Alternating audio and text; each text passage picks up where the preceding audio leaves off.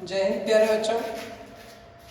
आज हम 3 number question पे आए हैं। 2 क्वेश्चन पीछे वीडियो में डाल चुके हैं। देखिए बहुत इंपॉर्टेंट क्वेश्चन है। ये भी क्वेश्चन आपको 2023 में पूछा हुआ है। तो देखिए क्वेश्चन को पढ़िए थोड़ा सा और समझ में आ जाएगा। इसमें क्वेश्चन में कुछ नहीं है। क्या कह रहा है कि नदी के किनारे एक आदमी खड़ा है।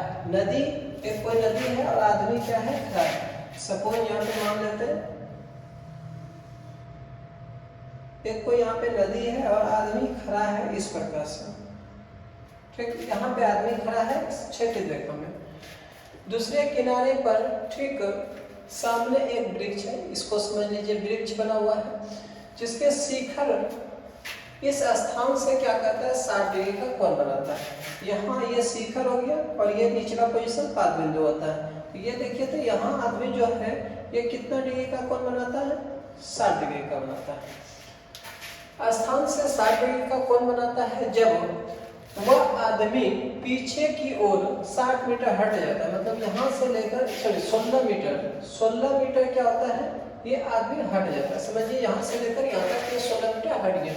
वृक्ष का जो कोण बनाया जा रहा है कहाँ से, शिखर से, ये बनाया जा रहा है 45 डिग्री। ये 45 डिग्री और 16 मीटर यहाँ से यहाँ तक ही है। सपोज मान लेते हैं ए बी सी डी। इस क्वेश्चन बनाने के लिए थोड़ा सा दिमाग में ये सेट रखना होगा कि 2 त्रिभुज हमारे पास हमेशा बनेगा। देखिए आपके पास त्रिभुज जो बन रहा है वो त्रिभुज ए बी सी बन रहा है एक त्रिभुज, और दूसरा त्रिभुज क्या बन रहा है, त्रिभुज ए बी डी बन रहा है। अब देखिए इसमें से समझिए कि दोनों त्रिभुज में से कॉमन पार्ट कौन सा आएगा। कॉमन पार्ट देखिए तो ये वाला जो पार्ट है ये कॉमन पार्ट आ जा रहा है। बस हमारा सबसे आसान है कॉमन पार्ट जैसे आ गया दोनों त्रिभुज में कॉमन पार्ट को लेकर चलेंगे, बस बराबर कर देंगे। बस इतना सा बात दिमाग में रखना होगा। और जिसमें से पहला वृक्ष की ऊंचाई ज्ञात करना है। वृक्ष की ऊंचाई मतलब ए बी ज्ञात करना है। तो चलते हम त्रिभुज ए बी सी में लेते हैं। तो देखिए तो हमको इस भाग का जरूरत तो नहीं है, सिर्फ जरूरत किसका है, थीटा के सामने वाला ये P होता है और ये B होता है। H का तो जरूरत नहीं है। और ये बात दिमाग में सेट रखिए P और B किस में होता है, tan में होता है और किस में, cot में होता है। आप tan भी ले सकते हैं cot भी ले सकते हैं। तो हम यहाँ पे tan का यूज कर लेते हैं। tan कितना डिग्री है, 60 डिग्री है, तो ये 60 हो जाएगा। अब देखिए tan बराबर क्या आता है, P बटे B।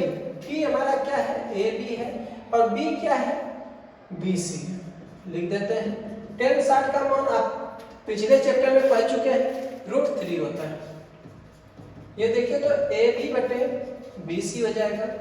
अब क्रॉस मल्टीप्लिकेशन कर लेंगे AB, कॉमन पार्ट जो है उसको लेके चलेंगे। AB बराबर क्या हो जाएगा, BC √3 हो जाएगा। इसको तो समीकरण फर्स्ट मान लीजिए। फिर क्या कीजिए, अगला त्रिभुज जो दिया हुआ है उसको भी ले लीजिए। तो इसको हम नीचे ही ले लेते हैं थोड़ा। तो देखिए यहाँ पे ये इसमें भी वही पार्ट है, P और B का यूज करेंगे तो इसमें भी tan लेना होगा। tan कितना, 45 डिग्री लेना होगा। तो देखिए तो 45 डिग्री AB बटे BD हो जाएगा, कोई दिक्कत। अब यहाँ पे समझिए tan 45 का मान 1 होता है, 1 बटे 1 लिख सकते हैं। AB का मान अगर सपोज हम यहाँ से रख दें तो वो भी बन जाएगा, नहीं तो हम समीकरण फर्स्ट और सेकेंड से भी लेके चल सकते हैं। तो ऐसा करते हैं हम AB का मान ही यहाँ पे रख देते हैं। AB का मान जो दिया हुआ है उसका मान रख देते हैं। AB का मान कितना है, BC √3 दिया हुआ है। अब देखिए BD को हम लोग लिख सकते हैं BC प्लस CD। अब देखिए यहाँ पे क्रॉस मल्टीप्लिकेशन कर लेते हैं। BC √3 बराबर ये क्या हो जाएगा, BC प्लस CD, और CD का मान तो दिया हुआ है।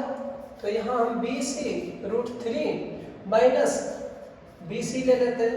इधर CD बचा है, CD का मान कितना, 16 लिख देते हैं। अब देखिए तो BC हम कॉमन ले लेते हैं तो √3 माइनस 1 हो जाएगा। ये कितना हो जाएगा, 16 हो जाएगा। अब यहाँ पे समझिए कि BC जो होगा ये कितना हो जाएगा, 16 बटे √3 माइनस 1 हो जाएगा। अब हर का परमयीकरण इसको कर देंगे तो हर का परमयीकरण क्या हो जाएगा, √3 प्लस 1 बटे √3 प्लस 1।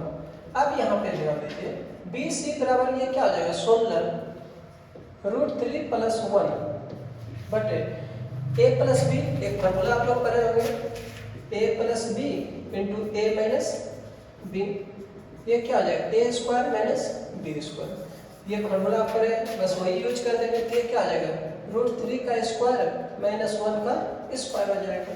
अब यहाँ पे ध्यान दीजिए बी सी बराबर ये क्या आ जाएगा, 16 √3 प्लस 1 बटे 3 का स्क्वायर और रूट दोनों है तो ये 3 हो जाएगा, माइनस 1 हो जाएगा। अब यहाँ पे ध्यान दीजिए ये बी सी बराबर क्या हो जाएगा, 16 √3 प्लस 1 बटे 2 हो जाएगा, ये 2 से कट जाएगा, कितना 8 हो गया। बी सी जो हो गया वो कितना हो गया, 8 √3 प्लस 1।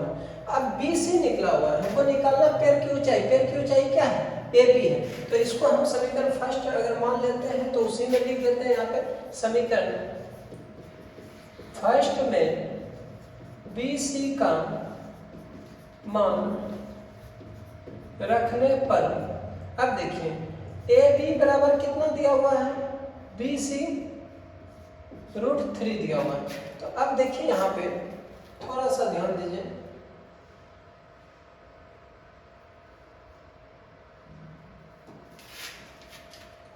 बी सी का मान निकला हुआ 8 √3 प्लस 1 और क्या क्रॉस √3 दिया हुआ। अब √3 से गुना कर लेते हैं, इसमें सबको साथ में गुना कीजिए तो ये देखिए, तो इसको लिख सकते हैं 8 √3 गुना √3, इससे क्या किए, दोनों में गुना किए। फिर यहाँ देखिए एक में 8 से गुना कर लेते हैं, नहीं समझ में आ रहा तो तोड़ करके कर देते हैं। 8 से पहले गुना कर लेते हैं, 8 √3 प्लस 8 हो गया। अब गुना क्या करना पड़ेगा, √3 से करना होगा, तो चलिए गुना करते हैं। ये 8 √3 गुना √3 हो जाएगा प्लस 8 √3 हो जाएगा। अब देखिए 8 √3 3 हो जाएगा, फिर क्या हो जाएगा यहाँ पे प्लस 8 √3 हो जाएगा, ठीक है। अब देखिए इसमें से कॉमन पार्ट हम लोग क्या ले सकते हैं, 8 अगर √3 कॉमन ले लें तो हमारे पास क्या बचेगा, इसमें √3 बचेगा और इसमें क्या बच जाएगा, प्लस 1 बचेगा। हम लोग इस तरह भी कर सकते हैं, अगर यहाँ पे समझ में नहीं आ रहा है तो आप इसी लाइन तक हम लोग कर सकते हैं, अन्यथा फिर यहाँ पे भी हम लोग छोड़ सकते हैं आंसर। आपको जहाँ तक समझ में आ जा रहा है वहाँ तक कर सकते हैं। ये देखिए यहाँ पे हम यहाँ कैसे कॉमन लिए, इसमें बात समझिए। √3 को हम लोग क्या लिख सकते हैं, √3 गुना √3 लिख सकते हैं, या 3 को, तो इससे अगर हम एक कॉमन ले लिए, यहाँ पे देखिए √3 कॉमन आ गया तो क्या बच गया, सिर्फ √3 आ गया, तो हम लोग इतना आंसर लिख सकते हैं। मिलते हैं अगले क्वेश्चन पे।